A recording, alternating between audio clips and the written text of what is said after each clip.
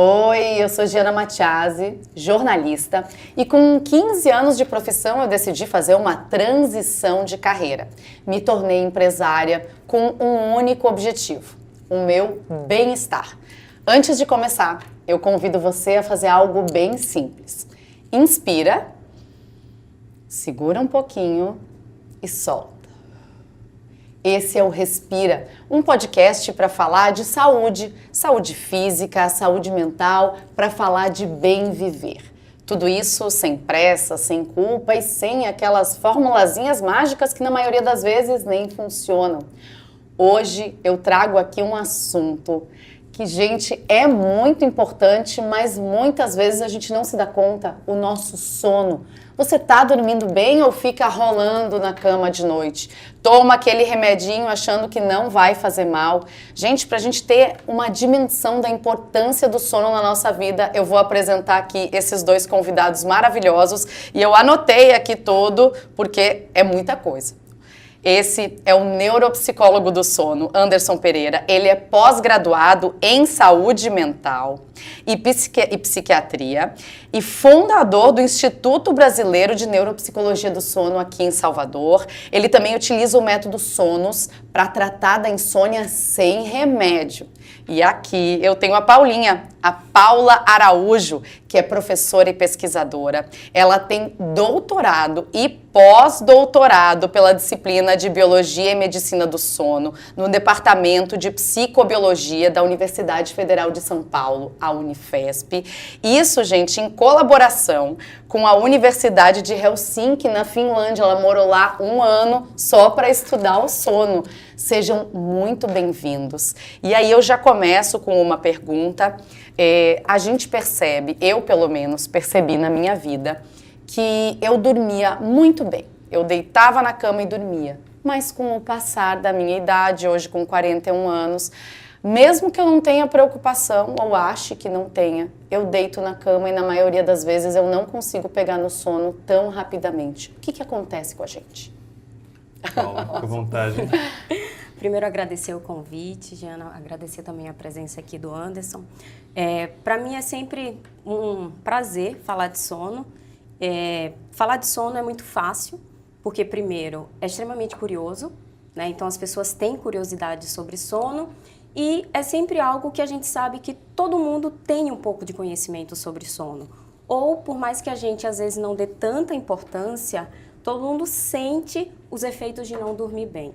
Então, eu dei a sorte de me apaixonar por um tema que, de fato, é muito interessante de estudar. E pensando, então, nessa sua pergunta, por que agora eu começo a ter queixas de sono que eu não vinha? A gente fala de sono e pensa que sono é um construto único, mas sono é algo extremamente complexo. A gente tem diferentes facetas do sono. Quando a gente fala de dormir bem pode ser quantidade, pode ser qualidade, pode ser momento do sono. Então, às vezes, a queixa que o indivíduo traz nem é de dormir tanto, o tempo de sono, mas é um sono mais fragmentado, ou que é quando acorda muito.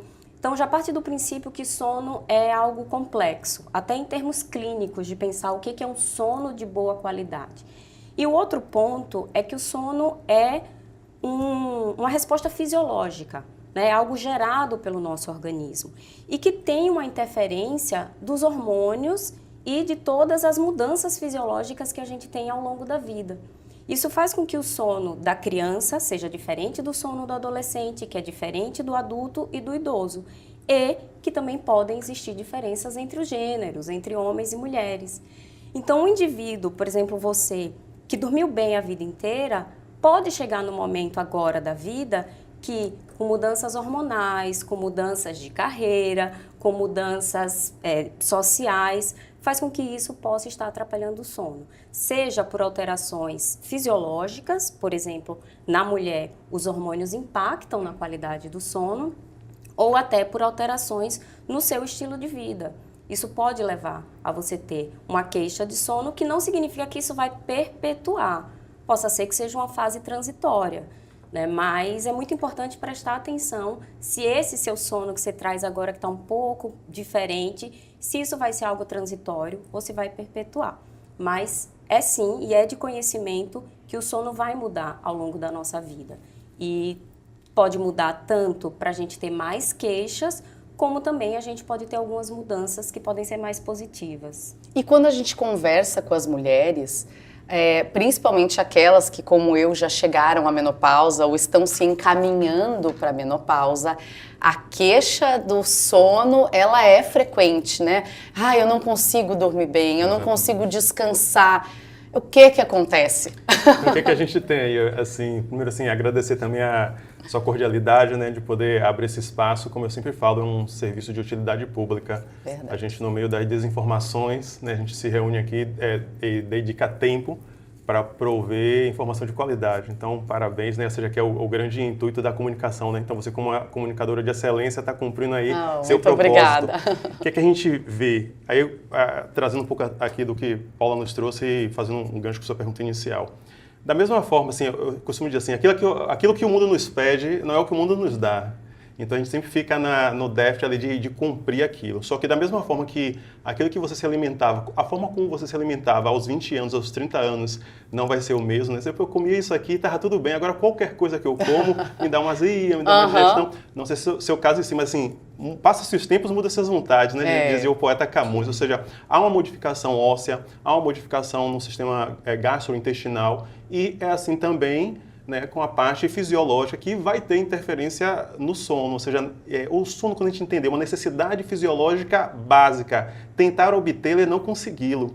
Então, quando a gente entende, ou seja, a forma como eu me alimento não pode ser a mesma forma como eu me alimentava há 10 anos atrás, há 15 anos atrás. Então, assim, na mulher, a gente tem a perimenopausa, né, que é a menopausa anterior, que ocorre ali até 15 anos antes da menopausa em si.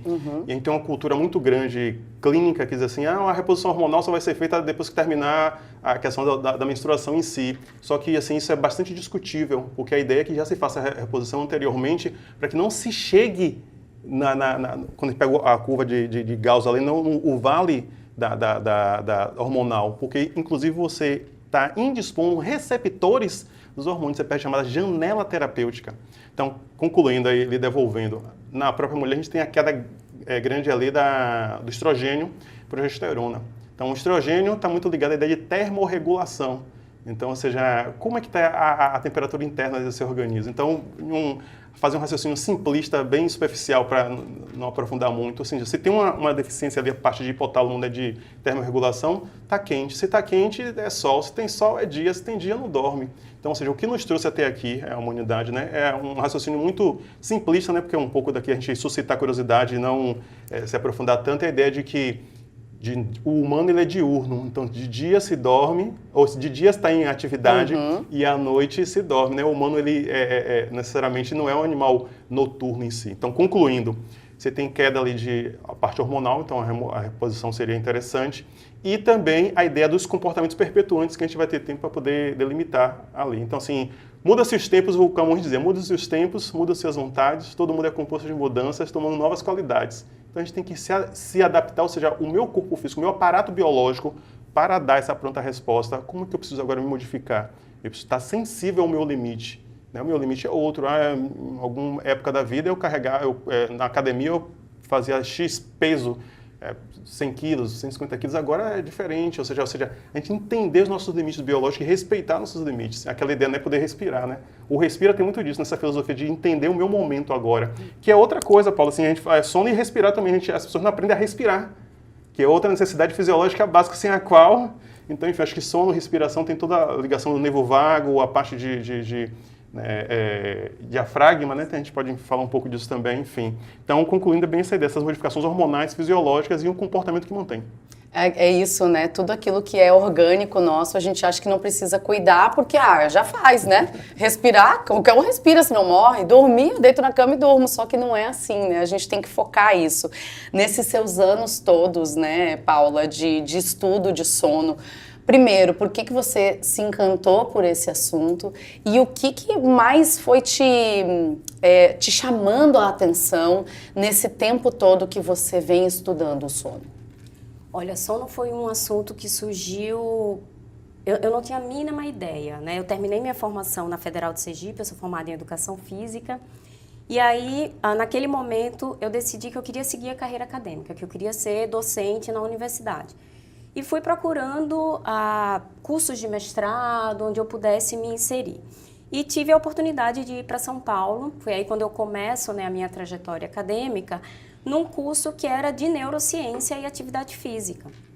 Eu não tinha a mínima ideia que se estudava um sono com tanto aprofundamento. E nesse curso eu tive uma aula sobre sono. Nessa aula eu saí da aula, né, apaixonada. E o que mais me chamou a atenção nessa aula, que foi uma aula da professora Mônica Anderson, que até hoje, né, eu falo que uma vez orientador sempre é um professor que vai te orientar, né, ao resto da vida. E nessa aula, ela falava sobre mecanismos do sono. O que acontece no nosso cérebro que faz com que a gente tenha uma sonolência e durma. E o que acontece no nosso organismo quando a gente não dorme direito. Eu saí dessa aula, passei a noite sem dormir. Eu saí apaixonada. Efeito colateral. Efeito colateral. E naquele momento, eu decidi que eu queria estudar como é que a gente dormia. Né? E o que acontece no nosso organismo quando a gente não dorme. Isso, eu não tenho problema com datas, né? Isso foi em 2008. E aí, então... Ou seja, 18 anos, já atingiu a maioridade, estudando sono. Isso foi em 2008. Foi isso que me chamou muito a atenção. E aí, fiz toda a minha trajetória, né, acadêmica, investigando muito dos efeitos da falta de sono no nosso organismo. Né, o que acontece em termos de alterações hormonais, de respostas comportamentais como sensibilidade dolorosa, alterações no processamento neural, e sempre ia me apaixonando muito por sono. E na sua segunda pergunta, e aí até hoje, né, venho para a UFBA como docente e carrego essa linha de pesquisa, continuo estudando dentro da área de sono. E o que me moveu nesses 18 anos, que ainda, né, move essa paixão, é a complexidade do sono. Né? É tão fascinante você ver algo que para algumas pessoas é muito simples, né? Você falou, às vezes se eu pudesse ali, mas você sabe que se você dormir em qualquer canto durante o dia, é porque tem alguma coisa errada durante a noite, né? Que não é pra gente dormir durante o dia. Não nós, adultos. Criança, sim. Bebezinho, sim. Então, essa complexidade do sono, do quanto que ele é variável ao longo da vida, de como é um comportamento evolutivamente preservado, porque se a gente observa todos os estudos conduzidos em modelos animais, todos os animais apresentam um comportamento de sono. Então, se respirar é tão importante para os animais estarem vivos, parece que o sono também é, porque a gente tem a presença do sono em várias espécies animais. Então, isso move essa minha curiosidade de entender o que é esse comportamento, né? Porque que isso acontece em diferentes espécies e um comportamento que, do ponto de vista evolutivo, ele é muito curioso. Porque, claro que hoje a gente vive, né, aqui nessa realidade social, mas imagina que quando a gente está dormindo, a gente está super suscetível a qualquer coisa. Sim. Então, em termos evolutivos, tem que ter uma função muito importante a gente ficar tão descuidado, né? Tão vulnerável. E mesmo assim, se eu perco essa vulnerabilidade, eu tenho muitos problemas de saúde. Aí eu vou ficar mil vezes mais vulnerável, né? Então, essa curiosidade sobre sono é o que me move a cada vez mais tentar entender o porquê que a gente dorme. Não sei, né? Não sei se o objetivo, se a última pergunta fosse essa, já vou te dizer que a gente não sabe ainda. Não há ainda essa. Não, Estudou 18 anos, mas não tem essa resposta. A ciência não sabe, né? Eu brinco em sala de aula dizendo que é a pergunta de $1 milhão, né? Não. Tem esses jogos aí. Se alguém souber responder o porquê que a gente dorme... O porquê, não sabemos. Por que a gente dorme? E aí eu coloco também todas as espécies de animais. Não sabemos. Mas o que a gente sabe? Que se ele não acontece da maneira como deve ser, isso repercute em grandes problemas na nossa saúde. Não à toa, isso já foi instrumento de tortura, né? Exato, não deixar a pessoa dormir, né? Então, imagina como é bacana estudar isso. Então, é isso que ainda move, né? Depois de 18 anos, eu espero que venham mais 18 e 18, o tanto que eu puder contribuir com a ciência, entender isso, né? Como é que o sono é tão importante e como que isso repercute na nossa saúde, né? Temos alguns caminhos, né? Sabemos algumas coisas, mas a pergunta principal do porquê que esse comportamento existe, a gente ainda não sabe. mas a gente sabe que é importante. E eu também agora trago essa pergunta para Anderson, né? Que ele estuda o sono assim como Paula, mas já com enquanto a Paula é docente, pesquisadora, o Anderson já trouxe para o consultório para atender as pessoas. Então me conta um pouquinho de como você desenvolveu, né? A sua formação é psicólogo, mas você se especializou, né, em neuropsicologia do sono. O que é isso? Pronto, é ótimo. Aí, para a gente falar em neuropsicologia do sono, primeiro a gente fala de psicologia. Então, psicologia, ciência do comportamento. Stricto sensu, digamos que assim. E o primeiro paradigma, assim, fazendo uma licença poética da palavra paradigma, é a gente entender o sono como comportamento. Geralmente a gente associa comportamento com movimento, né, com motricidade. Sim. E a primeira virada de chave, que é o jargão que está aí agora, é a ideia de entender o sono como comportamento. Então, mas comportamento é o comportamento que está ali, ou seja, a ideia de comportamento enquanto movimento, mas quando a gente está em atonia muscular, né, que é estar parado enquanto está dormindo, ele é um comportamento. Como a psicologia é a ciência que estuda o comportamento, ela é objeto também da psicologia em si. Então, a ideia de que o que a gente faz enquanto estamos em vigília que vai interferir nesse outro comportamento que é dormir.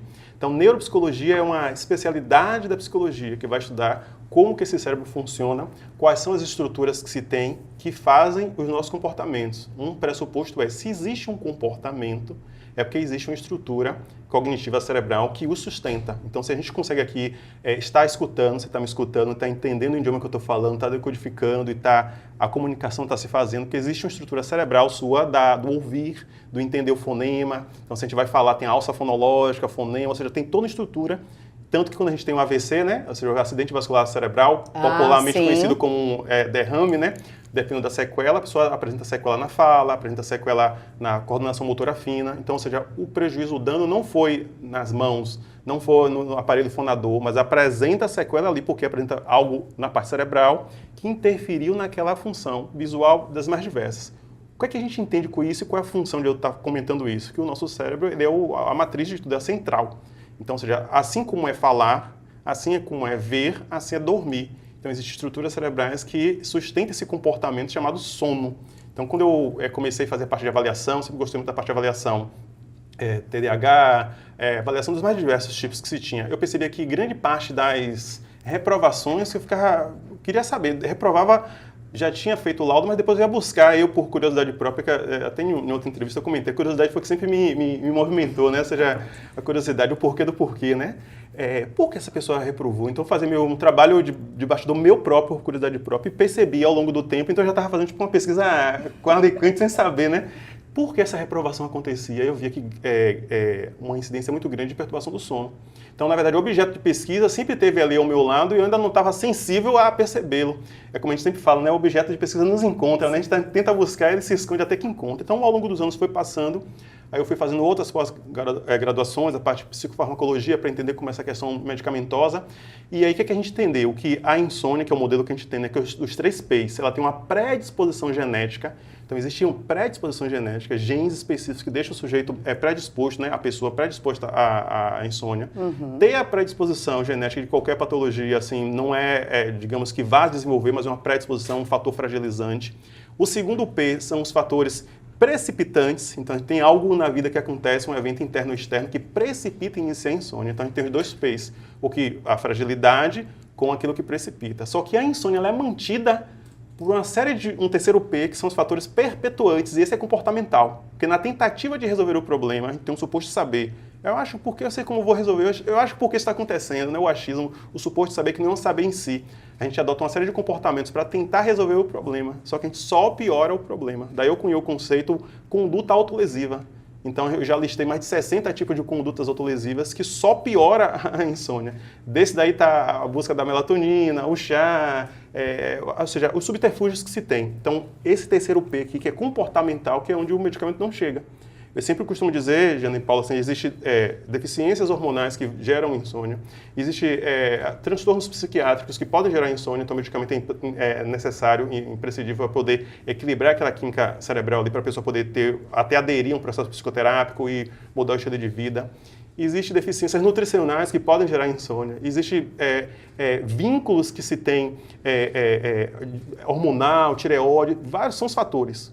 Entretanto, se a pessoa fizer todo esse tratamento, né, e não dá o foco ali no comportamento, ela vai repetir todas as condutas autolesivas que mantém aquele quadro.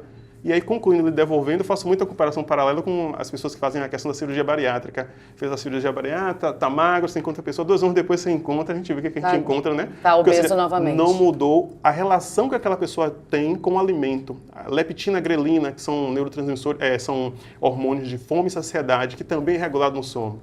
Concluindo, o comportamento, digamos que é a chave ali para fazer qualquer outra terapêutica ser potencializada, né? Ser aderida, dar o efeito. Quando eu percebi tudo isso, eu falei, pronto, é aqui que eu quero ir até aquela ideia, até depois do átomo, né? Depois até a partícula de quarks, ou seja, quero até as últimas consequências. E fui estudando cada vez mais, e eu falei, caramba, o mundo está todo errado. Eu me senti na Idade Média, aquela ideia de todo mundo com infecção e não tinha ainda antibiótico. Aí eu falei, o que eu vou fazer com isso agora? Então eu comecei, com toda a resistência, não queria.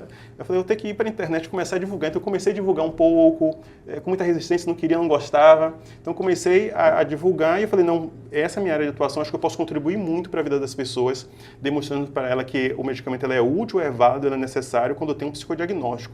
Mas não é por automedicação, não é a primeira via de tratamento, e fui me afinando com o centro de pesquisa. E eu falei, poxa, isso aqui, desenvolvi um modelo próprio. Eu falei, esse é o meu modelo de escuta clínica, de fazer intervenção, que foi o método. E veio já dos últimos anos aí bastante. Aí veio a pandemia, tudo virou digital. E aí depois da pandemia continuou com o digital e a gente está nessa dinâmica de acolher as pessoas e esse processo de psicoeducação. É tudo novo. Eu chego nos profissionais de saúde, me reúno com algumas pessoas renomadas e tudo. Anderson, eu nunca ouvi falar sobre isso. Vem aqui para a gente conversar um pouco mais. Então, um processo também educacional dos próprios profissionais de saúde, porque a gente não tem isso na chamada base curricular. Então, os conhecimentos eleitos como formadores da base curricular não contemplam tanto. Algumas instituições já estão modificando isso, já está, mas assim, em termos de Brasil, tem uma deficiência muito grande. Tanto que assim, a gente tem que ir para fora para buscar outras bases, né? Então, enfim, eu vejo que é um novo começo de era, como diria aí o Lulu Santos, né? Que a gente está fazendo esse serviço também, que as pessoas começam a ouvir.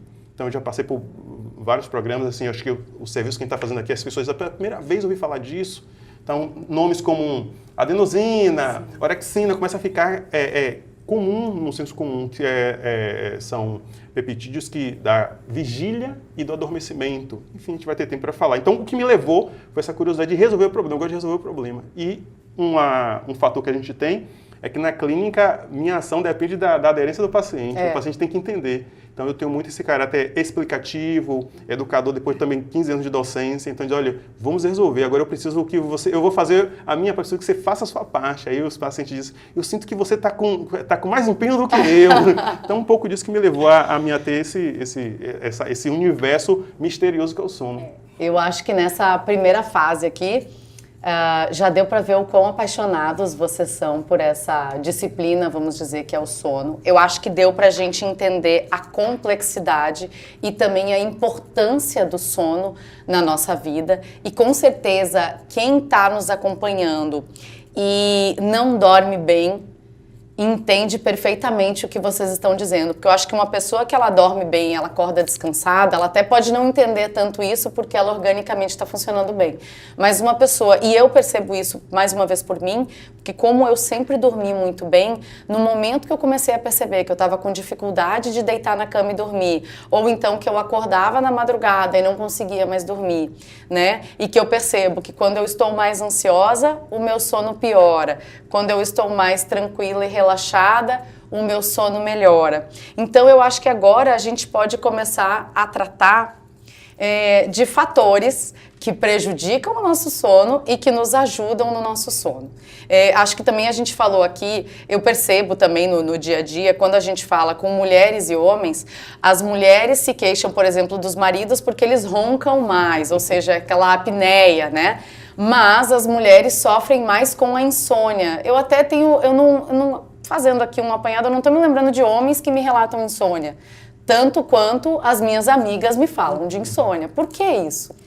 De fato, existe a apneia obstrutiva do sono e a insônia são muito faladas porque são os distúrbios de sono mais prevalentes, né? A gente tem na área da medicina do sono uma própria classificação para os distúrbios de sono, né? Existem critérios diagnósticos médicos, existe o DSM, que é de saúde mental, CID, que é classificação de doenças, e o sono tem a sua própria classificação, embora esses distúrbios também são classificados dentro dessas outras classificações médicas, né? Mas a gente tem uma classificação, E para você ter uma ideia, a gente tem 6 grandes classificações de distúrbio de sono e dentro delas, elas têm subdivisões que a gente vai ter ali mais de 70 tipos de problemas que podem afligir o sono, né, dos seres humanos. Mas a apneia e insônia, a apneia obstrutiva do sono e a insônia são os problemas mais prevalentes, né? Então, temos dados na população mundial, cerca de 30%, né, da população mundial tem alguma queixa de insônia. Diagnóstico clínico, pensando em mundo, né, são cerca de 10%. É muita gente com problema de sono. E eu acredito que seja subnotificado, porque muita gente nem vai buscar isso, né? E esses dados em relação ao Brasil é muito parecido, né? A gente tem um estudo epidemiológico conduzido na cidade de São Paulo e que também trouxe dados muito próximos, cerca de quase 40%, 30% da população representativa da cidade de São Paulo tem problemas de insônia. Né? A apneia obstrutiva do sono também, esse mesmo dado de São Paulo, a gente tem cerca de 30% da população com apneia obstrutiva de sono.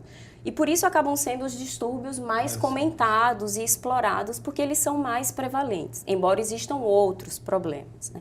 E esses distúrbios do sono, eles têm uma característica de ter um efeito ali do sexo. Né? Então, a insônia é mais prevalente na mulher e a apneia obstrutiva do sono é mais prevalente em homens. Inclusive, o homem, né? É bom que aqui a gente está, né? Estamos em maioria. Ser homem é um fator de risco para a apneia obstrutiva do sono, quando a gente olha, né, as recomendações clínicas. E na insônia a gente tem a mulher também como sendo ali um fator que faz com que a gente tenha uma maior prevalência. O que pode contribuir com essas diferenças, né, do tipo do distúrbio de sono? Nas mulheres, a gente tem fator hormonal, que é um fator, né, o Anderson já começou a falar, mas de fato, estradiol, estrógeno e progesterona são hormônios que influenciam no sono, e eles acabam sendo protetores no sono na mulher. Por isso que a insônia acaba sendo mais prevalente na mulher quando ela vai entrando no quadro, né, da menopausa, no climatério, porque começa a perder as flutuações. Assim como também tem dados em meninas na menarca, quando pode ter ali queixas de sono associada ao início das flutuações hormonais. Né? Então, tem um fator biológico, que são as alterações hormonais que as mulheres têm ao longo da vida, que isso altera o sono e pode trazer aí mais quadros de insônia. Na mulher, no climatério, né, na pós-menopausa, os próprios sintomas associados, vasomotores, podem desencadear problemas de sono. Então, tem ali um fator biológico. Além de que, acho que o Anderson talvez possa explorar mais, dos fatores, né, precipitantes da insônia na mulher, a insônia tem muita relação com contexto externo. Estresse, alguns fatores de doença associado. E a gente vive numa sociedade que a carga de estresse nas mulheres é muito maior do que a carga, né? Se a gente olha para o contexto da mulher, que geralmente trabalha, é mãe, é arrimo de família, você tem um contexto de estresse social que pode levar a essa precipitação de quadros de insônia. Então, tem sim uma diferença de sexo ali entre homens e mulheres na prevalência de distúrbios de sono, com a insônia mais prevalente em mulheres, a apneia em homens. Só para fechar aqui o raciocínio, voltando a conversa um pouco mais para as mulheres, é que aí a gente, quando entra numa fase da vida, por exemplo, pós-menopausa, o que também a gente tem na literatura científica é que as mulheres elas podem começar a ter quadros também de apneia obstrutiva do sono. E que isso é muito preocupante do ponto de vista clínico, porque o que acontece é que a gente pode ter mulheres agora que estão numa fase de vida que, além de uma insônia, ela também pode ter uma comorbidade que é a apneia. Quer dizer, ser mulher, gente, olha, exige muito da gente. Exige. Mas ainda bem que cada vez mais a ciência está olhando para as mulheres. Durante muito tempo a gente foi negligenciada, né, na ciência biomédica. Sempre falo isso. E o sono, né, não estou puxando a sardinha para a minha área científica, mas no sono a gente tem muitos estudos, não tanto quanto na população, nem em homens, mas muitos estudos estão começando a olhar para as mulheres, entendendo que o sono é diferente, a prevalência de distúrbio de sono é diferente em cada faixa etária, em cada momento da mulher, precisa olhar para o sono. E aí, tanto nas adolescentes, durante a gestação, o sono é outra característica. Então, sim, existe uma diferença entre homens e mulheres na prevalência de distúrbio de sono. E aí eu vou perguntar para a doutora Anderson, no seu consultório, quando os pacientes chegam até o senhor, a prevalência é de mulheres? O que é que a gente tem? Por uma função biológica, ou seja, na mulher já é aquela ideia, né? Quase que certeza que vai ter. E o homem, pela questão assim, é certo que vai ter na mulher pela questão da menopausa. O homem tem a questão da andropausa, por uma questão de pico de estresse e de outras funções. O dado, quando chega, eu sempre digo assim, o paciente do livro nem sempre é o paciente da vida real, né? Então, quando ele chega ali, é misto. Mas o que eu vejo, assim, até meu público, mesmo direciono mais para a mulher. O que eu entendo? Que a mulher, desde sempre, ela é mais cuidadosa e zelosa de pensar a questão da saúde. E o homem, ele tem aquela ideia, tem uma visão de ir buscar um auxílio de saúde como se fosse uma fraqueza, ele tem que resolver por ele próprio. Então, assim, eu vejo que a mulher, ela é mais refinada nesse sentido. Você vê que a ida ao ginecologista, a menina vai logo muito cedo, né? E o homem neurologista só vai se tiver algum problema muito grave. E olha lá, então, às vezes é porque a mulher insistiu muito, né? Exatamente, ou seja, e é assim em todas as áreas. Então, o que eu vejo? A mulher tem essa sensibilidade de ser refino. Então, é dado que certo que vai ter a menopausa. Então, grande parte digamos assim, da predisposição biológica já vai se manifestar. O que é que a gente vê? E aí, a dinâmica. Eu gosto, assim, de ser bastante... explicar, quando o paciente chega, eu digo, olha, existe a classificação internacional dos transtornos de sono. São 6 grandes grupos que se desdobram em mais 5, 6. Quando a gente soma tudo, dá mais de 50, 60, 70 tipos de insônia. As transtornos que se tem. Aí, quando eu digo isso, eu digo, então a gente vai saber onde você se localiza aqui para tirar daquele crivo, Giana e Paula, de opinião, de eu assistir um vídeo que me disse que é tal coisa. Ou seja, eu mostro para ele o cenário global, né? Então, a gente olha, existe uma predisposição genética, que é o primeiro P, existe um fator precipitante, a gente vai pegar na amnésia a história pregressa ali do paciente, existe uma série de comportamentos que você está mantendo, que é o que mantém os comportamentos perpetuantes. Vamos atuar nele. Quando a gente entende isso, a gente tratou da parte comportamental. Quando a gente isolou essa variante, qualquer outro tratamento que ele vai fazer, então a mulher vai fazer reposição hormonal, mas agora ela tratou do comportamento, vai aumentar. Porque o que eu vejo muito? Mulheres que já vieram de reposição hormonal, minha reposição está tudo bem, meus níveis hormonais estão tudo bem, mas eu continuo com insônia. Mas eu não estou dormindo, Eu já fui no nutricionista, meus níveis nutricionais estão ótimos, estão tudo bem, mas eu continuo, porque os fatores perpetuantes. A gente estava comentando aqui, Paula falando, me fez lembrar uma dinâmica aqui. Quando a gente vai fazer as avaliações neuropsicológicas, a gente tem atenção. A gente tem uma cultura assim, popular de achar que a atenção fica olhando fixo para uma coisa. Só que a atenção é um fenômeno vasto. A gente tem atenção sustentada, atenção alternada, a memória discriminativa, memória de curto prazo, memória do futuro, que é a memória prospectiva. Então, quando a gente vai pegar e fazer as avaliações de memória e atenção, são diversas as atenções. E a mulher, ela está naquela dinâmica de autocobrança, de monitorar ali o ambiente. Então, a parte cognitiva dela, né, que chama o CPF, né, que é o córtex pré-frontal, né, não é o CPF pessoa física, ativa o tempo todo. Então tem que estar com a atenção alternada, a atenção sustentada, a atenção concentrada. São tipos de atenção. Deixa eu lhe dizer uma coisa, vou lhe interromper um pouquinho. Esses dias eu estava na minha casa e eu estava com a minha sogra, com uma amiga, a gente estava jogando carta e conversando aqui. Mas eu estava prestando atenção na conversa do meu marido e dos amigos dele lá. Então eu jogava a carta aqui, conversava com elas e ainda respondia lá pro meu marido. Só que para mim isso era muito orgânico. Aí de repente ele olha para mim e solta essa. Ele, meu Deus do céu, onde é que eu fui me meter? A Giana tá lá jogando carta e tá se metendo na nossa conversa que eu aposto que tá perdendo nas cartas. Eu disse, não, eu ainda tô ganhando. Então, o que acontece? Essa habilidade, aquela ideia, se a gente for botar uma matriz de SWOT, né? Ela me dá uns pontos fracos, e que também é pontos de atenção, oportunidades, e também me traz ali, né, aquela matriz. É uma ativação, tem uma estrutura cerebral que sustenta isso, que é a SARA, o sistema ativador reticular ascendente. Então, estou com hiperalerta nesse sistema, esse sistema está o tempo todo captando o ambiente. Então, atenção concentrada, eu estou focado aqui. Agora, a atenção alternada, eu tirei daqui e coloquei para cá. A atenção dividida, eu divido a sua atenção aqui sem perder o foco, que eu tenho que estar aqui atento à Paula. Ou seja, tudo isso não se faz sem ter um alto custo cognitivo. Então, aquilo que eu te comentei, se existe um comportamento, é que existe uma estrutura cerebral que a sustenta. SARA, Sistema Ativador Reticular Ascendente. Eu estou o tempo todo no hiperalerta.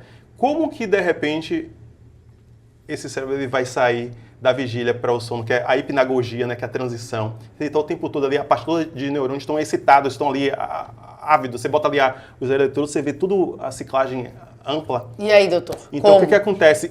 Aí, o que a pessoa pergunta? Assim, o que eu faço 10 da E agora? O que eu faço 10 da noite, né, 9h30? Não, é que você tinha que ter feito desde 8 da manhã, 7 da manhã. Que é o quê? Ó, aqui, respira.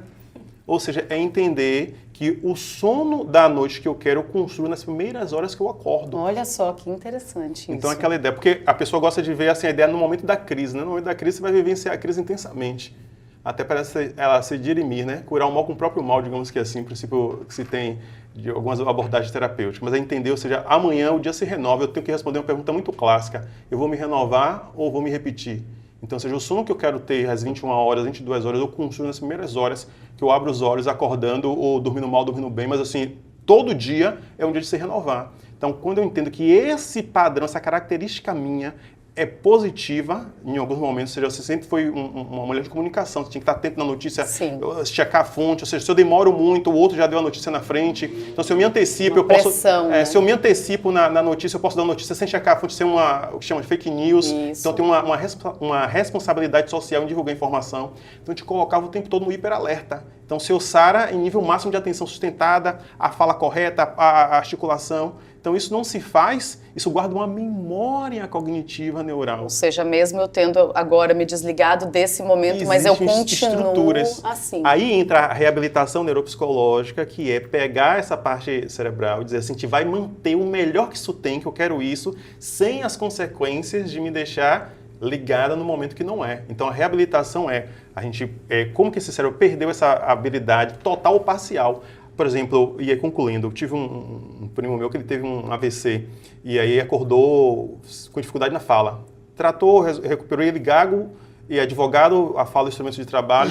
Então, como que a gente recupera isso com a fono? Então, a fono vai fazer uma série de sessões, né, para reconstruir a ação fonológica.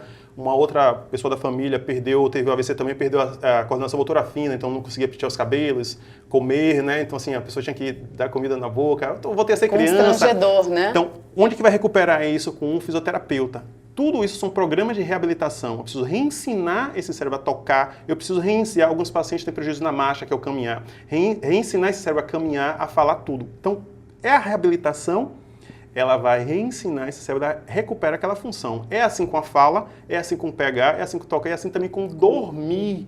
Porque dormir é uma necessidade fisiológica básica, tentar forçá-lo é não obtê-lo, não é na cápsula. Essa solução, ou seja, não tem nenhum remédio que a pessoa vai tomar que vai substituir as 30 sessões do fisioterapeuta. E é aí que eu gostaria da gente entrar agora, porque o que a gente vê muito, né? Eu não estou conseguindo dormir. Aí eu vou no médico, né, enfim, ou alguém, o pior que acontece, né? Fulana, eu tô tomando remédio tal, eu vou lá. Todo mundo tem. É mais difícil, mas todo mundo dá um jeitinho de conseguir a receita. E aí toma o remédio para dormir. Aí no outro dia, acorda às vezes muito sonolenta, muito isso, muito aquilo, e aí toma um remédio para despertar. Aí tá muito acelerada, ou seja, a nossa vida agora se resume a tomar certos remédios. A gente sabe que quando a gente vai no especialista e ele dá o remédio, é importante, a gente vai fazer um tratamento, mas também o que a gente percebe hoje são muitos remédios para tudo. Então, assim, o senhor mesmo tem o seu método que o senhor trata a insônia sem o medicamento. Realmente a gente está tomando remédios demais e isso também está nos deixando desequilibrados? O que está acontecendo? Aí tem, né? três pilares, que está até no livro, que eu já vou fazer uma prévia aqui. A gente tem, na verdade, uma formação da área de saúde muito alopata. Aquela ideia, me dê um sintoma que eu lhe dou 3 receitas. Sim. E o próximo, então isso é uma coisa que em algum momento vai ter que ser revista. A gente tem uma hipermedicação, aquela ideia que eu vou para medicalizar o sintoma e não tratar o ser humano que sofre. Então, quando eu entender que por trás do sintoma existe um ser humano que sofre e o sintoma é apenas aquela ideia, né? É apenas uma placa dizendo que alguma coisa está fora da ordem do seu organismo. Então, a gente tem uma formação alopata e aí tem todo um histórico de ciência e profissão de como essa atividade foi construída nos históricos, a base curricular, e aí é um outro assunto. Então, a gente tem esse olhar. Então, já tem uma predisposição profissional para prescrever. É o que eu aprendi a fazer. me diga o que você está sentindo, tal, tome aqui, tal, hoje há 15 dias, está resolvido. Aquelas consultas de 5, 10 minutos que a gente está vendo a complexidade e não vai se resolver. Isso é um pilar. Um outro pilar é uma população que tem por hábito aquela ideia, né? Querer ser medicalizada. Então, às vezes, enquanto tem um profissional consciente, diz, olha, eu não estou vendo nenhuma necessidade, eu acho que o seu caso, eu tenho a pessoa, não gostei dessa consulta, não me passou nada. Eu conheço uma pessoa não me passou exatamente nada, assim. Não gostei, eu vou em outro, não me passou nada. Então, ou seja, a gente tem, de um lado, uma lógica de formação para medicar, desnecessariamente diversos casos, porque não fez exame prévio, não tem um psicodiagnóstico que justifique ali, e do outro lado você tem uma população que, entre aspas, né, clama por medicação. Sim. Aqui eu já tenho aqui a gasolina e a fagulha, né, para ter explosão. E um outro pilar é um nível amplo de desinformação institucional geral em termos de Brasil.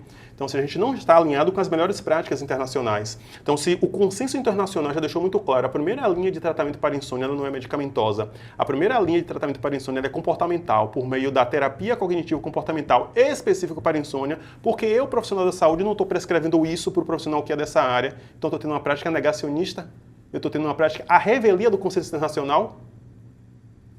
Sabe, já teve aquela sensação, Gina, de você pegar uma chave de fenda qualquer, tentar abrir um parafuso, que não é a ideal. Não vai dar certo. Ou seja, não é por força de vontade, você está se esforçando, a chave de fenda é a chave de fenda, o parafuso é parafuso, vai luir, né, que a gente chama, vai luir. A gente é teimoso, fica ali né? tentando, então, sabendo que tá errado. Ou seja, aquele fármaco é ótimo, mas não é para aquela pessoa. A pessoa não tem aquela psicopatologia que justifica aquele fármaco. Então, ou seja, a chave de fenda certa para aquele parafuso certo. E no consenso internacional já deixou muito claro.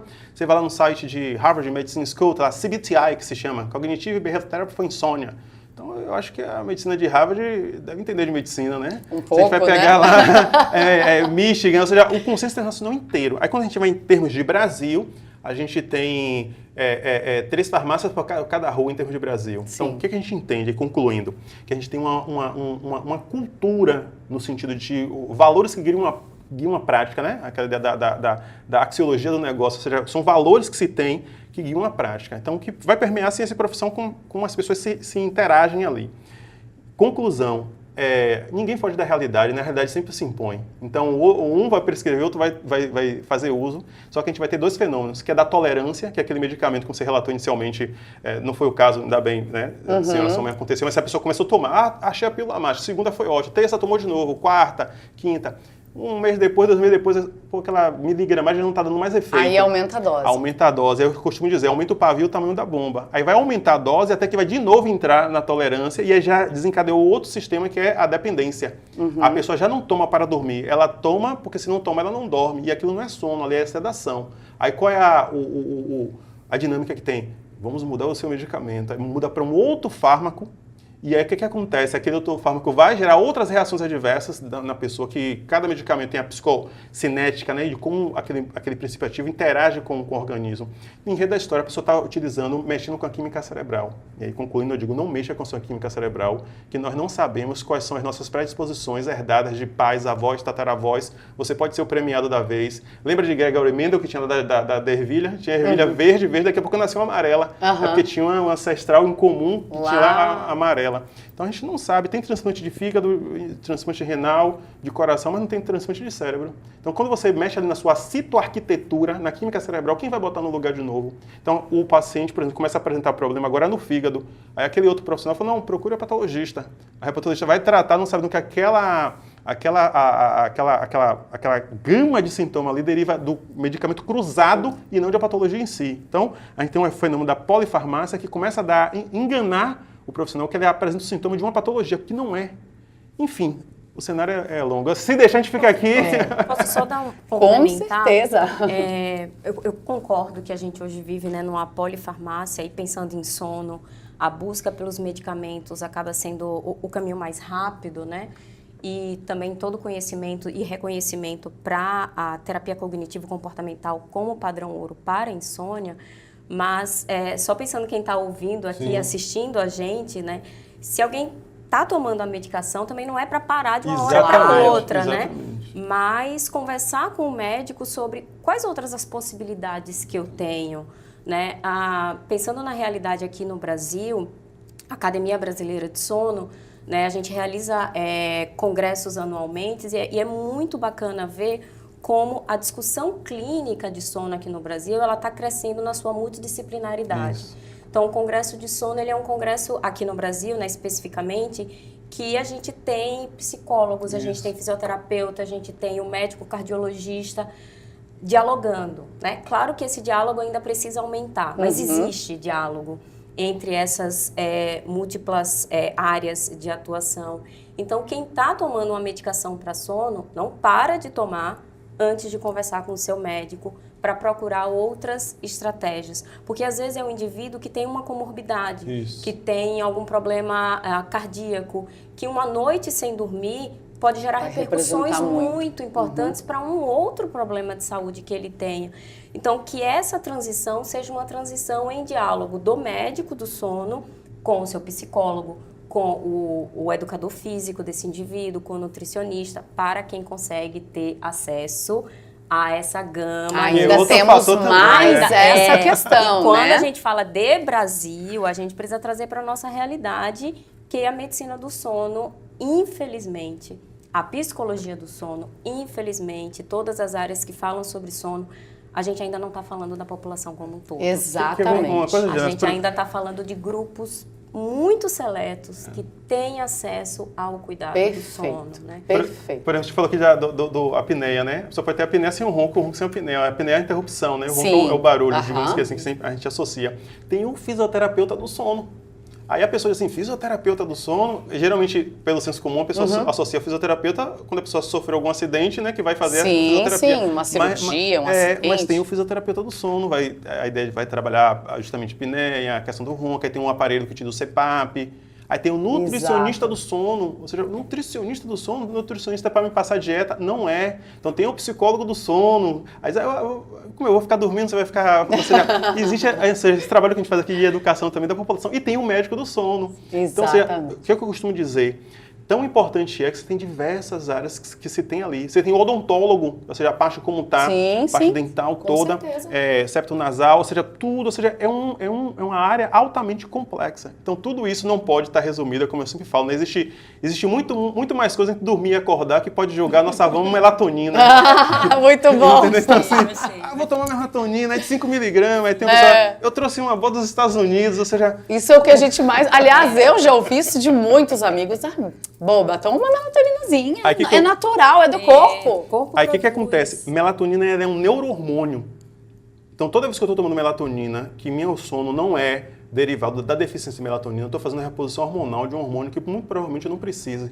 Qual é a grande tendência? Que toda vez que a gente coloca um hormônio no nosso corpo, que ele não está, exogenamente, né, de fora para dentro, há uma grande tendência de inibir a produção endógena. Então, aquela pessoa que não tinha problemas de deficiência de melatonina corre o risco, principalmente se ela tiver uma predisposição, porque você está dando uma super oferta. Uma super oferta. Imagina só, fazer um raciocínio.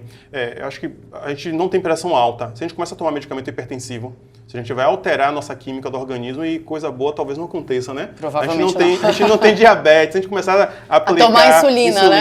Então, como que você está introduzindo a sua química, né? Então, pegou essa moda. Ou seja, aqui no Brasil, a gente sabe por quê, né? Assim, mas eu não sei por quê, eu sempre não sei o porquê. Validou a melatonina como um suplemento alimentar. Ela não é nem suplemento nem alimentar, é um neurohormônio. É um hormônio. Então, a ideia é que a gente tem meios, né, científicos de como estimular a produção endógena. Então as pessoas começam essa ideia, né? Tá tudo na cápsula e não tá. Então eu conheço esse jargão. Existe muito mais entre dormir e acordar que pode jogar nossa melatonina. Olha, gente, eu sabia que ia gerar uma conversa maravilhosa. Sabia que ia ser uma conversa muito rica. Foi muito mais do que eu imaginava, tanto que a gente nem vê o tempo passar. Não, mas não diga que acabou, não. Acabou, foi? Tá chegando ao fim. Pode ter a prorrogação, não tem a prorrogação, não? Mas a prorrogação vai ser a seguinte. Eu queria justamente aqui propor uma conversa boa para fazer as pessoas refletirem sobre como o sono é importante na nossa vida. Acho que a gente trouxe aqui coisas riquíssimas e serve como um alerta, né, para que cada um olhe para dentro de si e comece a pensar o que talvez pode não estar bom no seu corpo que está gerando a falta do sono. Como a gente aqui não tem mais tempo, eu gostaria que tanto o Anderson como Paula deixassem aqui bons conselhos, né, que as pessoas pudessem começar a buscar para tentar melhorar a qualidade do sono à noite. Primeiras damas, né? Ótimo. De mês da mulher, a gente está priorizando as mulheres. eu comecei minha fala, né, quando você fez uma das primeiras perguntas, falando como o sono é complexo. Né? E quando a gente fala de ter um sono de qualidade, a gente pensa principalmente em duração, eu conseguir dormir o tempo de sono que o meu organismo pede. Né? Quando a gente fala, e quanto tempo é? Que os estudos trazem para o indivíduo adulto, um tempo ideal de sono seria entre 7 a 9 horas de sono por noite. Então, a gente precisa ter ali um tempo de sono ideal, com qualidade ideal de sono. O que é a qualidade do sono? É eu conseguir dormir a noite inteira e quando eu acordo me sentindo bem. Eu não tenho repercussões diurnas. Repercussões diurnas seriam o quê? Cansaço, aquela fadiga mental, é eu procurar sempre estimulantes, a cafeína, que acaba sendo nossa grande amiga ao longo do dia. Então, eu não precisar de tantos recursos para me manter acordada. Além disso, o sono ele precisa ter o momento ideal. O momento ideal do sono está relacionado à ritmicidade. O sono é um padrão rítmico. A gente dorme em um momento e está acordado em outro. Isso se repete, né? Então, isso tem um ritmo biológico. E sono também precisa ter o seu momento ideal. E esse momento ideal ele precisa ser regular. Toda vez que eu falo preciso, é porque é o que os estudos trazem de repercussão positiva para a saúde. Então, a minha dica é o que a gente fala da higiene do sono. O termo higiene do sono vem muito relacionado. Se a gente tem a nossa higiene, né, bucal, a higiene, né, de tomar banho, a gente precisa cuidar do nosso sono também diariamente, pensando em aspectos de qualidade, quantidade e regularidade do sono. Então, prestar atenção no sono é a primeira dica que eu tenho. Você já começou a sua fala no podcast, olha, eu percebi que eu não estou dormindo bem como eu deveria. Então, prestar atenção no sono é a primeira coisa que a gente precisa. Entender que o sono é um comportamento importante para a nossa saúde. Se eu não estou dormindo bem, alguma coisa está errada. Não necessariamente é no meu corpo. Pode ser no meu ambiente. Pode ser luz, pode ser barulho, pode ser preocupações. Então, prestar atenção nesse sono e cuidar dele em termos de o que pode estar alterando no ambiente. E aí, se quiser falar mais um pouquinho sobre isso, que é uma das estratégias da terapia, eu consegui modificar esse ambiente para que eu durma de uma maneira mais adequada. Prestar atenção no horário que eu estou indo dormir. Né? Será que eu estou indo dormir muito tarde? Preciso, então, adiantar, porque as pressões sociais vão acontecer. Né? Meu despertador vai tocar 5, 6 horas da manhã. Então, será que eu consigo dormir um pouquinho mais cedo para ter o tempo de sono e tentar manter essa regularidade? E regularidade é dormir e acordar em horários muito próximos todos os dias, inclusive final de semana, que é o mais difícil, né? Então, prestar atenção no sono e cuidar desse sono em relação ao tempo, à qualidade e à regularidade é algo que a gente já tem de conhecimento que vai trazer repercussões positivas para a saúde, tanto a longo prazo como dia a dia. É eu me sentir bem e conseguir desempenhar bem tudo que eu preciso fazer na vigília, quando eu estou acordado, porque eu tive uma noite de sono adequada. Maravilha. Dr. Anderson. O que eu sempre digo, Giana Paula, assim, dormir é um ato de nobreza. Então, se é um ato de nobreza, a gente não pode fazer de qualquer forma. Exato. Tudo que é importante nas nossas vidas tem um preparo prévio. A gente vai resolver fazer uma viagem, a gente não sai agora, a gente prepara previamente, né? Qual hotel que eu vou ficar, como é que vai ser a ponte aérea, como é que você já vai chegar antes no aeroporto, tem toda uma dinâmica, porque aquilo é importante. Então, tudo, a gente vai fazer uma cirurgia, então, os exames anteriores, tudo que é importante na nossa vida existe um preparo prévio. Vou para um evento, qual roupa que eu vou, o cabelo que eu vou fazer, né, a maquiagem e tal. Ou seja, tudo que é importante a gente vai fazer um preparo prévio. Quando a gente entende conferir os sonos, ou sono, o status que ele tem, isso é muito importante. Então, dentro da nossa literatura de estudo, a gente tem o pré-sono. Então, eu vou preparar o meu ambiente, eu vou me preparar para exercer um ato de nobreza. Então, não é assim, eu fico aqui mexendo no celular para ver o som chegar. Você já não está na nobreza, você já... Primeira coisa que eu trago no consultório é um ato de nobreza. Aí você tem pessoas multimilionárias com problema de sono. Aí, da cobertura, isso eu já ouvi de paciente, da alta cobertura, ele olha para baixo, tem até os moradores de rua que estão dormindo. E quem é o mendigo, quem é o milionário? Nesse momento do sono, né? Inteiro, ou seja, é um... Então, vamos agora, calma. Ah, mas a vida é uma luta. Vamos falar de luta, então. Ou seja, até os lutadores são lutadores profissionais. Eles lutam, assim, tempo todo, luta um pouquinho, descansa um pouquinho. O round tem 2 minutos e 1 minuto de pausa, né? Ou seja, luta um pouco, pausa um pouco, né? Respira, pausa um pouco. Ah, mas a vida é uma guerra. Vamos falar de guerra. Quando a gente vai pegar as estratégias militares, ou seja, o militar não está o tempo todo no fronte de batalha. Ele é retirado, ele é colocado, ou seja... Então, mas a vida é muito veloz. Vamos falar de Fórmula 1, então, que eu acho que os profissionais de Fórmula 1 entendem de velocidade. Ele está ali naquela velocidade a 200, 300 km por hora, mas ele vai, faz o pit stop, dá uma pausa, volta. Quando vê qualquer sinal de chuva, volta para botar os pneus de chuva, né? Ou seja, eles pausam. Então, falei de 3 manifestações aqui que eles entendem de velocidade, de guerra e de luta. E ainda assim eles param. Na música, quando eu estudava música, pausa também é música. E é assim com sono, é assim com respirar, todas as áreas. Eu vejo, Gina e Paula, que a gente precisa de uma andragogia, que é aquela, a gente tem a pedagogia, né, que é o ensino das crianças, a andragogia é o ensino dos adultos. As pessoas não estão sabendo dormir, tem que ensinar o óbvio, mas não estão sabendo respirar, aí vem o seu conselho respira. Mas o pessoal de nutrição diz a mesma coisa, beba água, as pessoas não bebem água. Então, ou seja, mastigue bem para poder se alimentar, né, os profissionais de nutrição. Então tem que ensinar a comer, ensinar a beber, ou seja... A gente tem que aprender a dormir também. Ou seja, o que é que acontece? Quando a gente entender que aquilo ali, o sono é um ato de nobreza, é no sono que não existe saúde sem saúde do sono. É no sono aí que a gente vai fazer a parte de reconstituição. E aí, só para pontuar aqui, no nosso corpo a gente tem o sistema linfático, né, que retira toxinas. Isso. O nosso cérebro é algo tão refinado e delicado que tem um próprio sistema dele, que é chamado de sistema linfático.